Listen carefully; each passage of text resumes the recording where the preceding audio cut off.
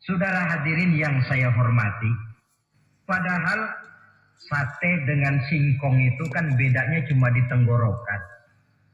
Kalau sudah masuk ke dalam perut, kenyangnya barangkali sama. Malah barangkali besok pagi kalau keluar lebih tidak enak baunya sate itu daripada singkong. Makanya orang kalau sudah nikah oleh Nabi dipesan, apabila kamu di jalan melihat perempuan yang membuat kamu kagum, cepat-cepatlah pulang ke rumah. Sebab apa? Sebab yang perempuan cantik di jalan kau lihat itu punya, istrimu juga di rumah punya. Gak percaya cobalah pulang, akurin, sama itu. Silahkan cari yang cantik tapi jangan dijadikan motivasi utama. Yang kedua, kalau perkawinan pernikahan cuma karena harta, silahkan cari yang kaya. Tapi kan harta itu kata Imamul Ghazali, al-mal zillun zail. Harta bagaikan bayangan. Roda itu berputar. Kalau harta dijadikan pilihan utama, boleh jadi dalam hidup berumah tangga ada pepatah, ada uang abang disayang, tidak ada uang abang melayang. Artinya pun rumah tangga tidak akan tahan lama. Yang ketiga, kalau karena keturunan, persilahkan cari keturunan yang baik-baik.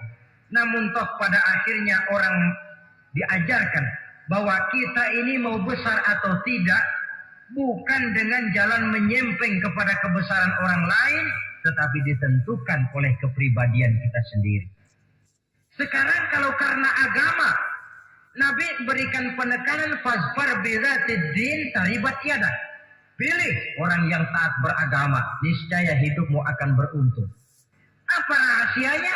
Tidak lain rumah tangga Rasulullah Sallallahu Alaihi Wasallam. Saudara, bagaimana sih rumah tangga Rasul itu? Kelihatan dari dua ucapannya, pendek, singkat, tapi punya pengertian filosofis yang mendalam. Dua kalimat saja beliau bilang tentang rumah tangganya, yaitu baiti jannati, rumah tanggaku laksana surga bagiku. Bayangkan, kalau seorang suami sudah mampu berkata macam begitu, bahagia hidupnya. Ini barangkali tantangan buat kita semua. Mampukah kita di rumah tangga berkata semacam perkataan beliau tadi? Baiti jannati, rumah tanggaku laksana surga bagiku. Tidurnya di atas pelepah daun korma sampai berbekas di pipinya. Sarapan paginya seteguk zam-zam, sepotong roti, kadang-kadang 3 butir korma. Tempat tidurnya bukan alga spring bed atau Dunlop pillow macam kita punya. Di rumahnya tidak ada mebel spaghetti model yang lagi ngetop-ngetopnya. Entor di tengah rumah macam itu, beliau sanggup berkata, baiti jannati. Kenapa kita yang hidup di zaman di mana fasilitas mestinya lebih menunjang, kok malah banyak yang berkata sebaliknya? Baiti nari, rumah tanggaku laksana neraka bagiku. Padahal dilihat dari segi materi, rumahnya bertingkat, mobilnya serba berkilat, uangnya banyak berlipat-lipat, istri pun cantik memikat. Kadangkala boleh jadi jumlahnya 4. Tapi tiap hari kiamat. Kenapa ini? Marilah kita lihat. Ternyata rumah tangga Rasul itu motivasinya tidak lain agama. Agama menuntun suami dan istri masing-masing untuk tahu kewajiban dan tahu haknya. Kalau kewajiban sudah dilaksanakan, lalu hak diberikan, akan timbul pengertian, feeling of security, dan ketenangan tangga utama untuk mencapai yang disebut bahagia. Itu sebabnya hakikatnya membicarakan rumah tangga yang berdasarkan agama tidak lain adalah bagaimana seharusnya seorang suami melaksanakan kewajibannya dan seorang istri melaksanakan tugasnya. Artinya kewajiban suami itu apa? Kewajiban istri itu apa? Kewajiban istri, hak suami. Kewajiban suami, hak untuk istrinya. Menurut tuntunan dan tuntutan agama. Menurut hadis riwayat Abu Dawud dari Muawiyah bin Haidah. Satu hari Rasul ditanya, "Ya Rasul, apa sih hak istri-istri kami ini? Artinya kewajiban kami sebagai suami ini apa?" Rasul menjawab, pertama, anta ta'amaha iza ta'imta.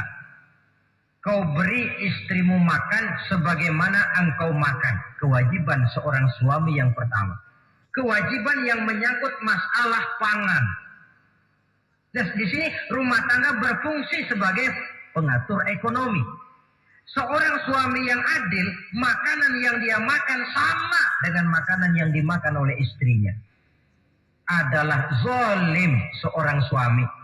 Kalau punya duit dia mampir di restoran, dia makan yang enak-enak, opor ayam, rendang telur, gulai, kare dan sebagainya.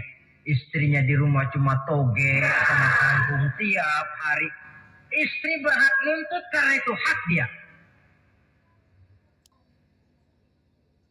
Tetapi seorang istri pun kalau sudah diberikan nafkah oleh suaminya untuk mengatur makanan, dia harus pandai mengaturnya dengan sebaik-baiknya.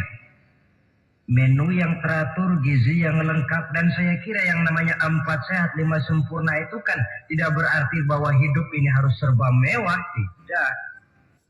Yang penting ada variasi sehingga tidak merangsang suami untuk makan di luar. Jangan misalnya tahu suaminya senang jengkol lalu tiap hari saja jengkol. Itu kan bisa kejengkolan. Dengan suami memberikan nafkah, dari jumlah itu 60% lari ke kredit, 40% lari ke dapur. Tentu pada akhirnya sang suami akan merasa curiga. Padahal barangkali istrinya pun berniat baik, cuma hanya tidak ada keterbukaan dalam mengurus masalah-masalah yang berhubungan dengan dapur.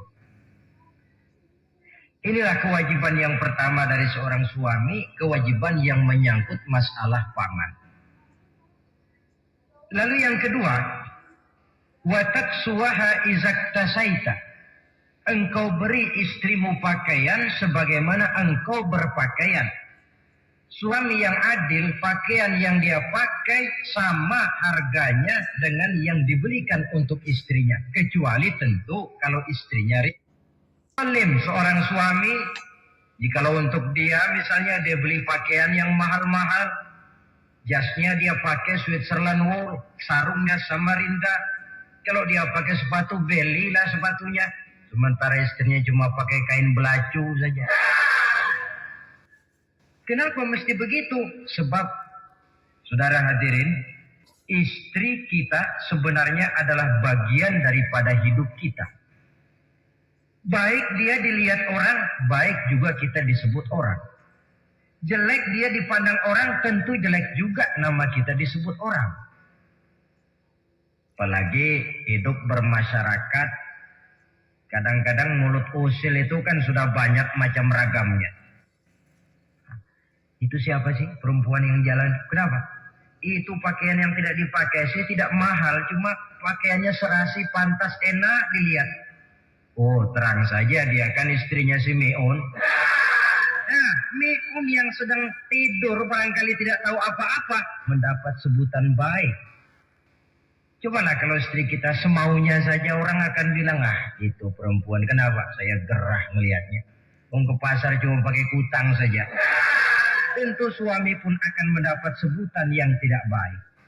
Cuma sang istri kalau sudah dibelikan pakaian oleh suami, termasuk alat-alat kecantikan di dalamnya, pakaian itu tentu dipakai niat pertama adalah untuk menyenangkan hati suami. Seorang istri yang memakai bedak untuk menyenangkan suami, misalnya tiap polesan bedak ada pahalanya. Dia pakai lipstik untuk menyenangkan hati suaminya, tiap goresan lipstik ada pahalanya, bernilai ibadah. Yang ketiga, wala tadribil wajha. Kalau marah, jangan memukul muka. Maksudnya apa ini? Kewajiban memberikan perlindungan. Sehingga si istri merasa ada tempat dia mengadu, ada tempat dia melarikan persoalan, ada tempat dia bergantung. Kalau marah jangan memukul muka. Dan memukul itu pun upaya terakhir. Kalau tidak bisa dengan kata yang lemah lembut, agak sedikit keras katanya.